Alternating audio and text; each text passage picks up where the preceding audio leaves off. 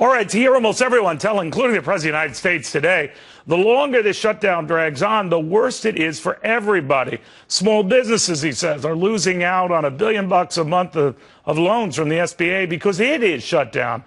But Gold Coast Bank President and CEO Joe Perri says the flip side of that story is you're getting flipped the wrong story. Now, he's not going to flip an expression of his anger over that, but he is telling us now to just calm down here, right? Absolutely, Neil. You see, what happens is banks my size, the community banks, practice relationship banking.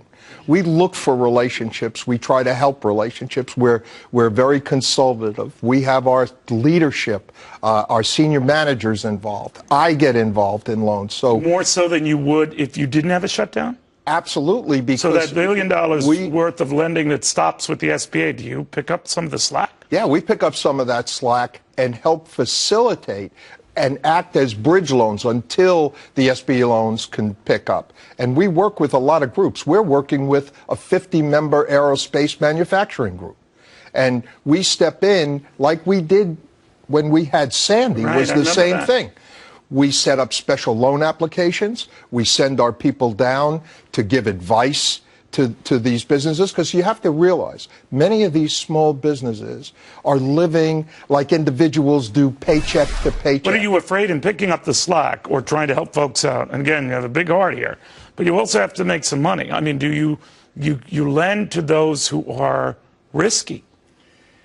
They're risky at a point in time. You see, what happens is, absolutely, I still need to make money for my stockholders. I still need to satisfy the banking regulators, so I can't willy-nilly lend money out. The companies have to be creditworthy. But what happens with banks... And you're defining that as a lender here. Absolutely. I mean, so you still have very high standards when you lend. You're not just... We're not just lending. These aren't subprime loans. No, these aren't any subprime loans. These are companies that are really in a temporary gap situation where these companies historically, they have receivables, they have assets, they have contracts. So, but for this particular point in time, they're stuck between a rock and a hard place. Where do they go? What do they go? Who wants to go and help them? And that's what we do. And then you pick up the slack. But you've heard what the president has said about the shutdown, how long it drags on, what a threat it is to the economy. Do you think it is? Do you think it is going to push us into something really bad?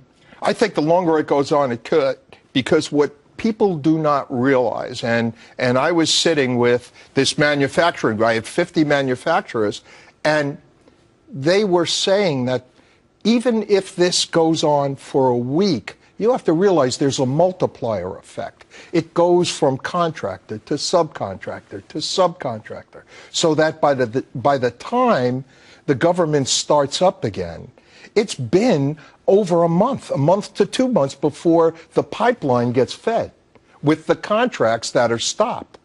So really what happens with these companies is the poor subcontractor down the end of the line, he doesn't know what he's going to do for a month. But isn't that business delayed? In other words, I don't want to be cavalier or dismissive about the pain. But first of all, 80+% of the government is still operating. And now we know that furloughed workers, something we're going to get into later in the show, are still going to get paid retroactively. So is it as damaging on the economy, or is it like squeezing a balloon? Whatever you're squeezing out here will pop up later, and all will be kind of equaled out? No. You're going to have a problem here, because what happens is, although they say 80% of the government is still operating, what you have is psychologically the prime contractors see the slowdown. There are slowdowns in their contracts. Right. Yeah, the government has started to send some government inspectors around, and that will help keep contracts moving, but it still slows. So what happens is the prime contractor says, I may not have this contract, this money coming in. So there's a real demonstrable effect. Absolutely. Absolutely. And you're trying to help in the... And we're trying to help by providing bridge loans. You know, we're not the kind of bank that just sits and lends you $100,000 and walks away.